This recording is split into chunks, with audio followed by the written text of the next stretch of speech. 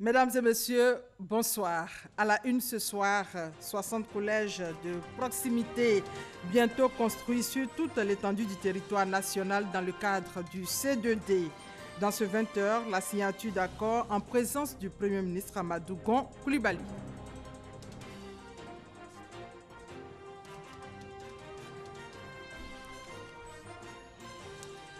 Environ 240 millions de francs CFA distribués à Yamoussoukro. Les bénéficiaires sont des jeunes. Ils sont au nombre de 467. Ils vont pouvoir désormais réaliser leurs rêves. C'est dans le cadre de la phase 2 du programme Agir pour les jeunes. Et également dans ce 20h, votre dossier sur l'administration publique à l'ère du numérique. Le secteur se modernise de plus en plus avec l'avènement du numérique dans le traitement des actes et procédures. Dossier proposé par Grace Kando. Enfin, hors de nos frontières, un premier cas de coronavirus recensé au Nigeria. Il s'agit d'un ressortissant italien. C'est le premier cas officiellement identifié en Afrique subsaharienne. Bienvenue à tous et ravi de vous retrouver. On ouvre la session par l'audience que le vice-président a accordée à Catherine Samba Panza, ancienne chef de l'État de transition en Centrafrique et actuelle présidente de l'Observatoire panafricain du leadership féminin. La veille, elle a été reçue par la première dame Dominique Ouattara. Nous y reviendrons largement avec Viviane Aïmé dans nos prochaines éditions. 60 collèges de proximité seront bientôt construits sur toute l'étendue du territoire national dans le cadre du C2D, cérémonie de signature d'accord en présence du Premier ministre Amadou Gon Coulibaly. Le reportage de Francis Boifo. C'est un aperçu des nouveaux collèges de proximité qui seront construits sur toute l'étendue du territoire national. Le Premier ministre Amadou Gon Coulibaly se fait expliquer les différents plans de construction. Le financement du projet est assuré par la France dans le cadre du deuxième contrat de désendettement et de développement C2D. Nous avons déjà ensemble, dans le cadre du C2D, construit 40 collèges de proximité. Aujourd'hui, nous signons pour 60 collèges de proximité supplémentaires. Nous en avons encore un peu plus de 120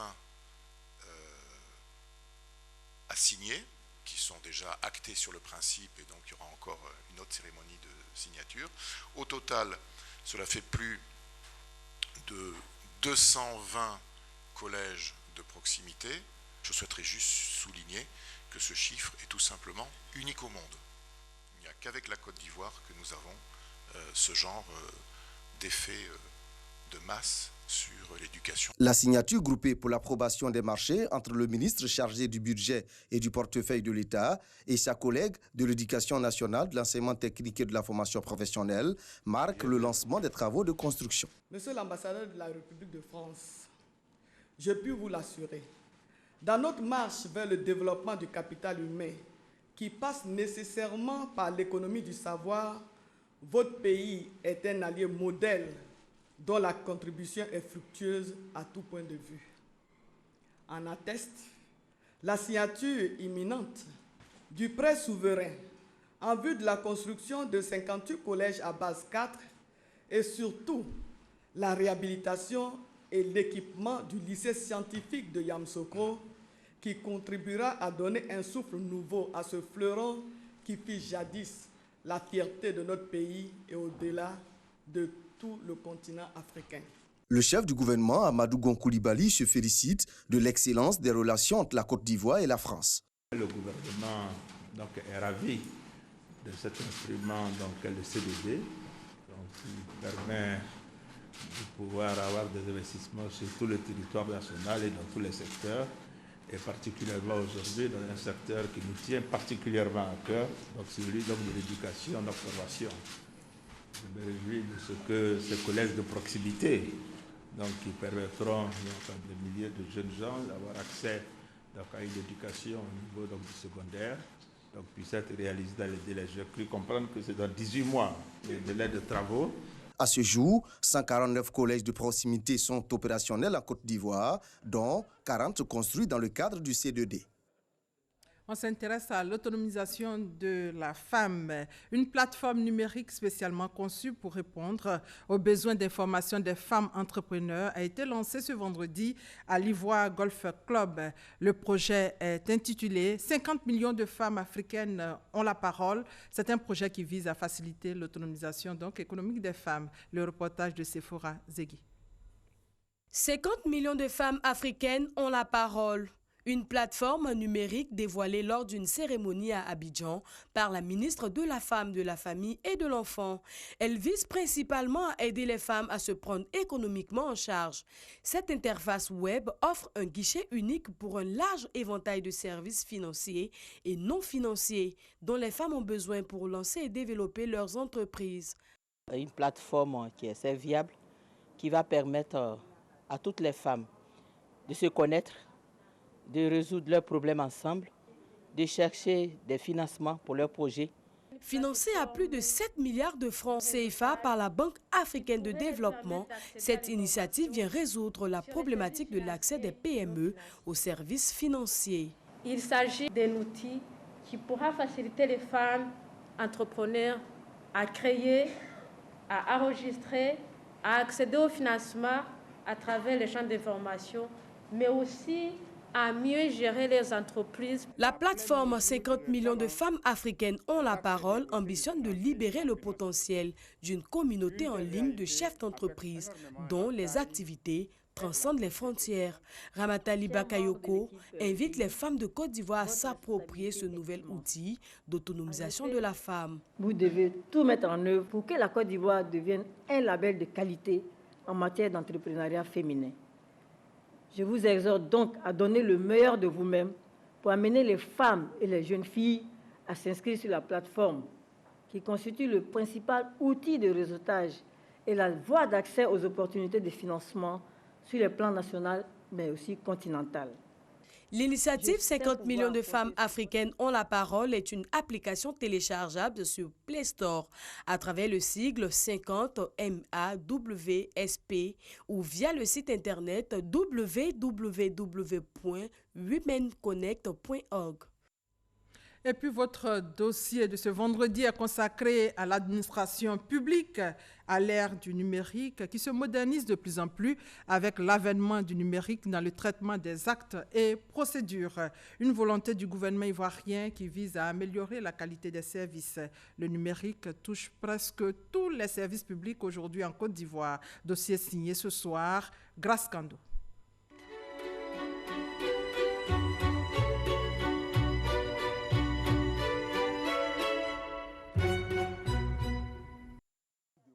Établir son extrait de naissance n'est plus un parcours du combattant. Aujourd'hui, en un temps record, ce document d'état civil est délivré. Ce qui m'amène toujours ici, c'est l'efficacité et la rapidité par rapport aux années précédentes. C'est numérisé maintenant, en moins de 10 minutes, j'ai tous mes actes et puis je peux vaquer à mes occupations. Avant, il fallait compter sur un agent pour compter le nombre de naissances, voilà, et les documents physiques.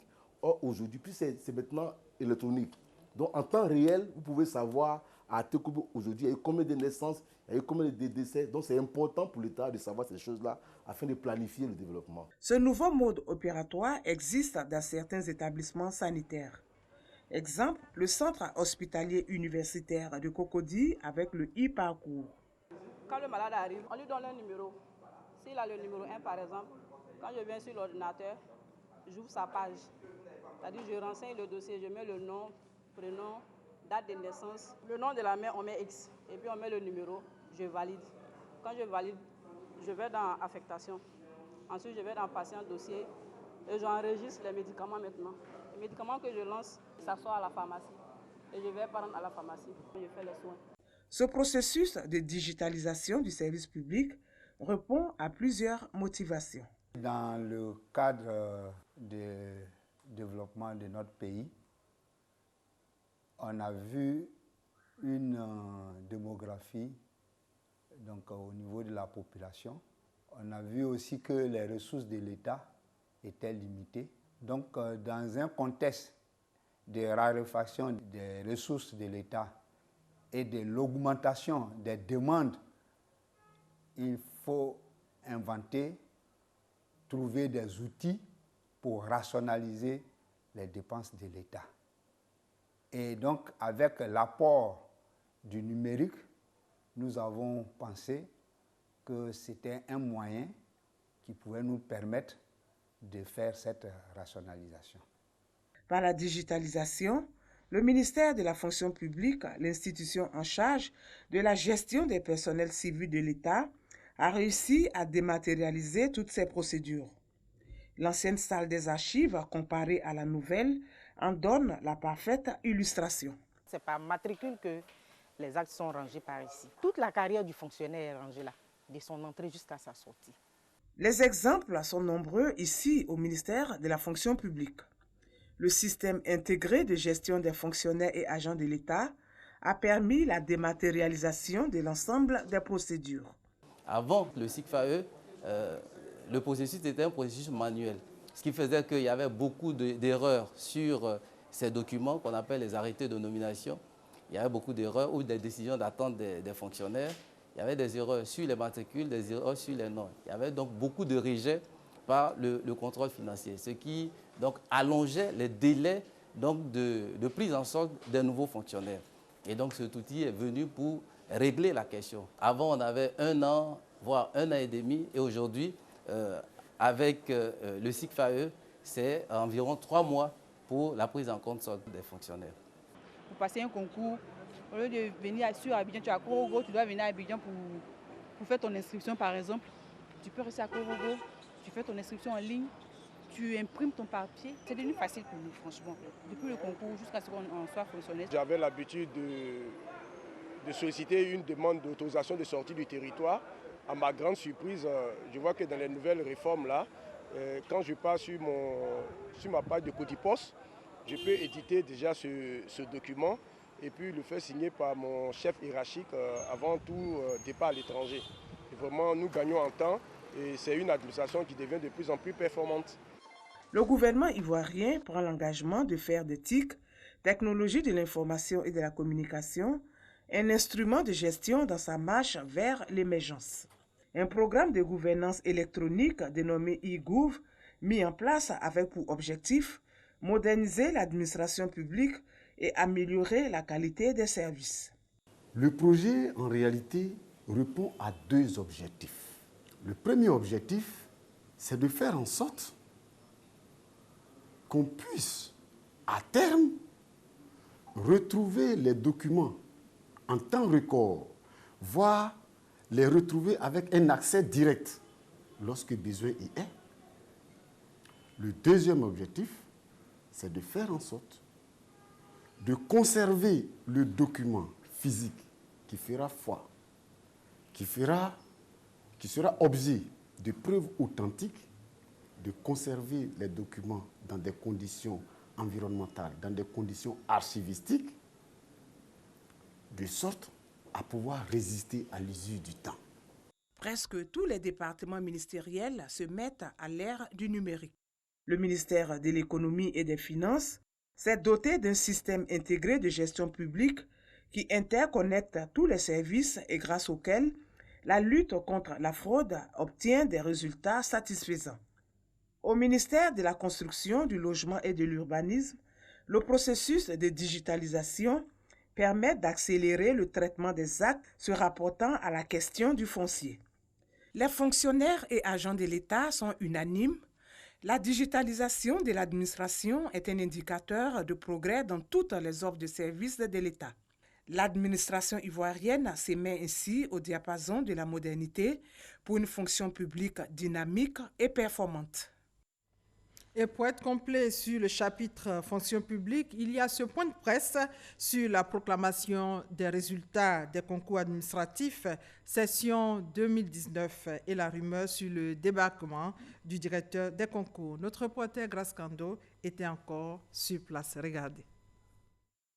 Face à la rumeur sur le débarquement du directeur des concours, le directeur de cabinet du ministre de la fonction publique est monté au créneau ce vendredi pour apporter des précisions.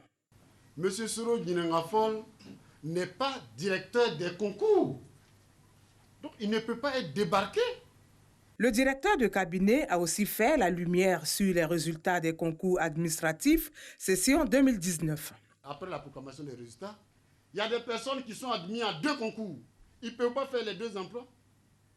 Donc, comme ce sont des postes budgétaires, ils sont amenés à choisir. Et ceux qui ont été juste à la limite de l'admission, on regarde leur situation et on proclame de nouveaux résultats. Crédibilité, transparence, des mots que prône le ministère de la fonction publique dans la gestion des concours administratifs. Cette année, ce sont environ 20 000 candidats qui ont été déclarés admis pour 406 concours.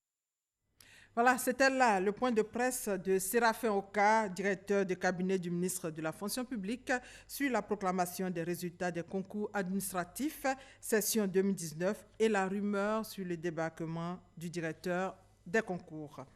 On s'intéresse maintenant à la lutte contre le chômage avec la phase 2 du programme Agir pour les jeunes dans le district de Yamoussoukro. Ce sont 467 jeunes porteurs de projets qui vont pouvoir réaliser leurs rêves. Ils viennent de recevoir près de 240 millions de francs CFA du gouvernement. Reportage Kader Sogodogo. Salle des fêtes de la mairie de Yamoussoukro. Le gouvernement de Côte d'Ivoire vient de nous montrer son amour en nous accompagnant dans notre évolution, dans notre autonomisation. Des propos qui traduisent éloquemment le bonheur qui habite désormais 467 jeunes porteurs de projets du district de Yamoussoukro.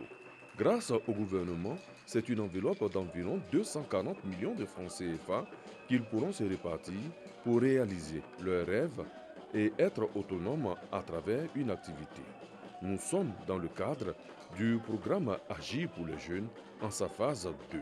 Vous avez souvent interpellé le gouvernement sur ses responsabilités à votre égard. Aujourd'hui, vous avez un président qui a inscrit les jeunes au cœur de ses priorités. Ce n'est pas seulement dans le discours. Tous les jours que Dieu fait, et le ministre peut en témoigner, tous les ministres, tous les membres du gouvernement sont mobilisés dans les secteurs qui les concernent à faire en sorte qu'il y ait la création d'emplois, mais surtout de l'emploi pour les jeunes. Pour le président de la cérémonie, le ministre Souleymane Diarra-Souba, cadre de Yamoussoukro, ces efforts de l'État visent un seul objectif, donner à chaque citoyen une chance de se réaliser. Comme vous pouvez le constater, le gouvernement est résolument déterminé à amplifier les effets sociaux de la croissance en améliorant le bien-être des citoyens ivoiriens et particulièrement celui des jeunes. Pour ce faire, il ne lésine pas sur les moyens. À chaque étape, les jeunes ont été invités à s'inscrire dans les agences emploi jeunes de leur localité. C'est le point de départ de l'obtention du coup de main de l'État pour le financement des projets. Et voilà, et là on part à Paris pour parler d'un autre aspect du salon de l'agriculture dans ce 20h. Sur place, le ministre des Ressources animales et halieutiques, Moussa Dosso, a signé une convention de partenariat avec l'organisation professionnelle du secteur de l'agro-industrie de France. Envoyé spécial Jean-Luc Bango. Le projet est encore à l'état embryonnaire, mais l'idée de doter la Côte d'Ivoire d'un salon spécialement dédié à l'élevage poursuit son petit bonhomme de chemin, cette fois au Salon international de l'agriculture de Paris.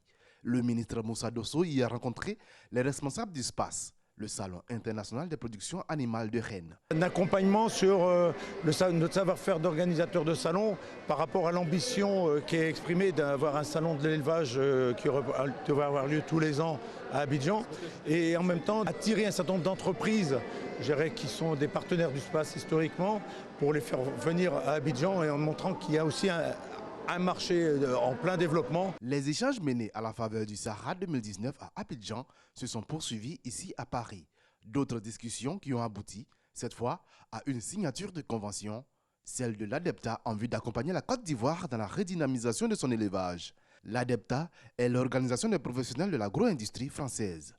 Votre pays, comme d'autres pays africains, a fait le choix depuis plusieurs années du développement de l'agroalimentaire et des produits ivoiriens en disant qu'il faut qu'on arrête d'exporter de la matière première et d'importer des produits agroalimentaires qu'on est capable de fabriquer jusqu'au bout de la chaîne. Et nous, on est très heureux de participer à cette politique ivoirienne. Un accompagnement qui devrait permettre de réduire le déficit constaté dans la quasi-totalité de ces filières d'élevage. Je voudrais ici en tout cas me réjouir de la signature de cet accord qui va mettre à notre disposition des données. Comme vous le savez, il est important d'avoir cette base de données qui va permettre à la Côte d'Ivoire de prendre des mesures pour accompagner les secteurs avec l'appui technique de nos partenaires. Une journée ivoirienne donc bien pleine pour le ministre des Ressources animales et halieutiques au Salon international de l'agriculture de Paris. Retour ici avec pour destination finale la région du Poro où le ministre Issa Coulibaly a fait le point des actions de développement pour le bien-être des populations. Le ministre de la fonction publique a annoncé le démarrage de plusieurs projets dans la zone, nous dit Ami Sissoko. La construction et l'équipement de collèges de proximité à Boron et Guimbé, l'érection du centre de santé de Dikodougou en hôpital général, l'adduction en eau potable, l'électrification de plus de 30 villages sur 60 aujourd'hui, contre 6 en 2010 et le reprofilage de plusieurs axes. Ce sont entre autres des acquis de 2012 à 2019 de la circonscription de Dikodougou et Boron dans le Poro. Pour toutes ces actions, le peuple Kouflo, réuni à Guimbé, traduit sa reconnaissance au député de la circonscription de Dikodougou et Boron, Issa Coulibaly, également maire de Guimbé, en lui offrant un présent. À travers lui, c'est tout le gouvernement qui est salué. Grâce à vous, monsieur le ministre, le Kouflo connaît un essor exceptionnel. Le peuple Kouflo attend vos ordres pour 2020 pour les exécuter intégralement. Ces acquis obtenus sous le président Alassane Ouattara doivent non seulement être consolidés, mais surtout améliorés, annonce le député de la circonscription de Dikodougou et Boron, Issa Coulibaly, par ailleurs ministre de la fonction publique. Il annonce aussi plusieurs travaux. La voie principale Thioro-Guimbé-Boron a été reprofilée par 2 fois. J'ai la joie et le plaisir de vous annoncer que les travaux de bidouillage de cette taxe démarreront au plus tard d'ici la fin du premier trimestre 2020. Au cours de cette rencontre, Issa Coulibaly, également coordonnateur régional RHDP du Poro, a invité les populations à la pérennisation de la paix et les a exhortés à se faire enrôler.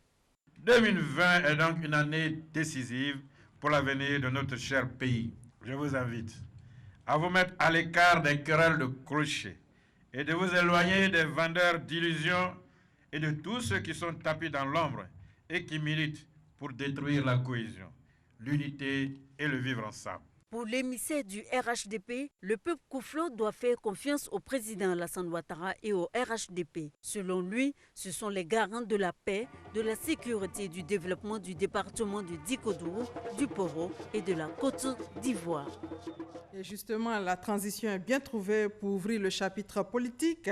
4 délégations départementales du RHDP investies dans la Bagoué, le rassemblement des oufouettistes pour la démocratie et la paix. RHDP prépare donc activement la présidentielle d'octobre. Reportage Soro Corona.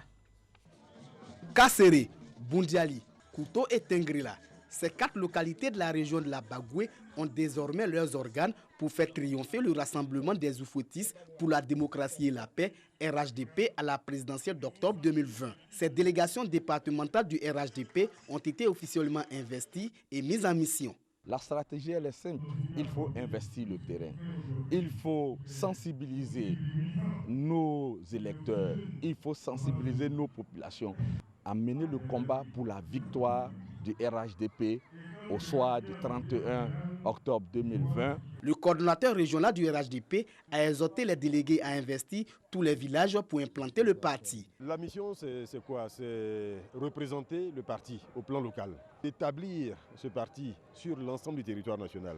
Faire en sorte que ce parti soit représenté partout. Des personnes qui font le lien entre la direction du parti et la base et les militants. Donc nous sommes là également pour présenter ces personnes-là aux populations, demander aux populations de suivre ces personnes qui ont été nommées. Bruno Nabagno-Koné a appelé les cadres à aider les populations vulnérables à se faire enrôler pour l'obtention de leur carte nationale d'identité. Nous allons aider évidemment nos parents qui ont besoin de pièces d'identité, qui n'ont pas les moyens de faire établir ces pièces. L'appel du coordonnateur régional du RHDP de la région de la Bagoué a été entendu. J'ai pris soin sur moi de me promener dans toute la Bagoué pour voir mes parents qui sont dans le besoin pour faire leur carte d'identité, au moins ça, pour aider.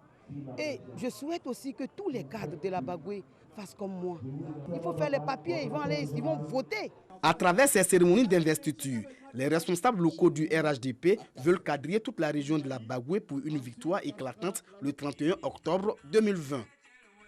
Le PDCI, le Parti démocratique de Côte d'Ivoire, lui, se prononce sur l'élaboration de la carte nationale d'identité. Pour le PDCI, le gouvernement doit dissocier l'enrôlement pour la CENI du processus électoral. Le reportage de Gabriel Zani. Devant la presse au siège du PDCI, Maurice Kakoudi-Kaoué, le secrétaire exécutif du parti se prononce sur le processus d'enrôlement pour l'obtention de la CENI. La carte nationale d'identité, le PDCI propose une séparation du processus d'enrôlement de la CENI de l'inscription de la liste électorale. Pour le parti, cette méthode aurait l'avantage d'accélérer le processus. Il faut séparer les cas d'établissement des cartes d'identité qui est une fonction régalienne, pérenne, qui existera tant que la Côte d'Ivoire existe, de l'inscription sur la liste électorale qui, elle, est limitée dans le temps. Entre autres propositions sur la table du PDCI, la gratuité du timbre, la délivrance instantanée de la CENI, la reconduction des anciennes cartes nationales d'identité expirées. Le parti d'Henri Konan Bédié souhaite que cette reconduction s'étende jusqu'à 2021. Il faut proroger les cartes d'identité des anciens parce que étant sur la liste électorale déjà et la liste électorale étant permanente, on ne peut pas les enlever dessus. Donc, on règle ça.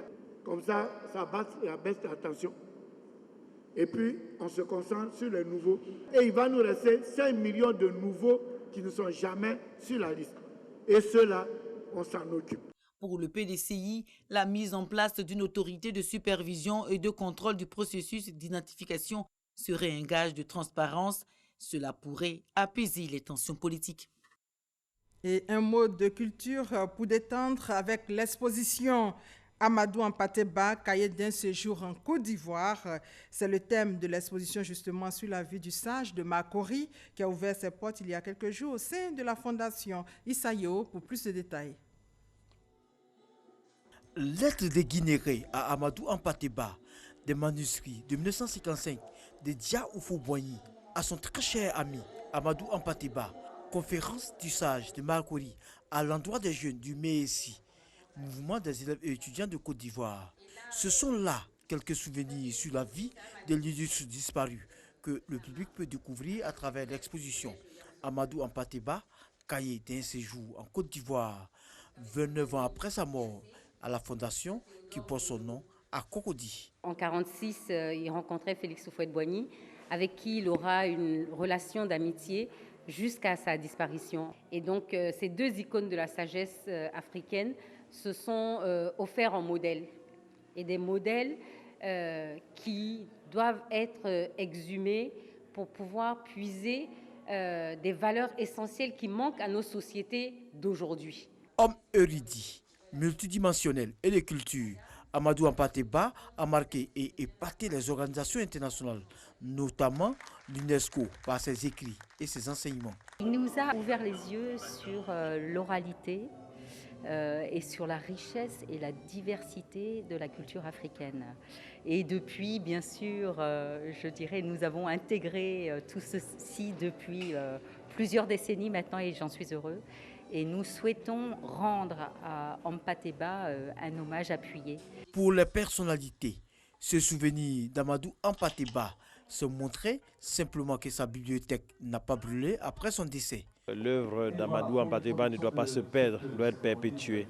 Et donc nous sommes très heureux d'avoir participé à cette cérémonie et nous souhaitons plein succès à tout le développement de l'œuvre d'Hampâté-Bâ pour la bonne connaissance et la mémoire africaine qui soit préservée. Il a choisi la Côte d'Ivoire, il y a vécu, il y a poussé son dernier souffle, son âme repose ici en Côte d'Ivoire. Et son œuvre est ici en Côte d'Ivoire. Le rôle de l'État de Côte d'Ivoire, c'est de prendre soin de cette œuvre. Le rôle de l'État de Côte d'Ivoire, c'est de faire en sorte que cette œuvre continue d'édifier les jeunes africains, que cette œuvre continue de former. C'est pour cela que nous sommes aux côtés de cette fondation. Au cours de cette cérémonie, Roukiatou Hampâté-Bâ, directrice de la fondation Amadou Hampâté-Bâ, initiatrice de l'exposition, a été élevée au rang d'officier dans l'ordre du mérite culturel ivoirien. Et demain, dans la page culture, on parlera des innovations au niveau du Massa avec le directeur général du Massa, donc M. Yacouba Konaté. Rendez-vous donc demain dans la page culture. Hors de nos frontières, un cas de contamination au nouveau coronavirus a été recensé au Nigeria, précisément à Lagos. C'est le premier cas en Afrique subsaharienne et il s'agit d'un ressortissant italien. C'est la fin de ce 20h supervisé par Adama Kone et Hervé Blé. À la réalisation, Maria Talangba, au prompteur perpétuellement et Ido Georgette. À 23h, vous avez rendez-vous avec Kolo Koulibaly. Merci de votre fidélité et bonne soirée à tous.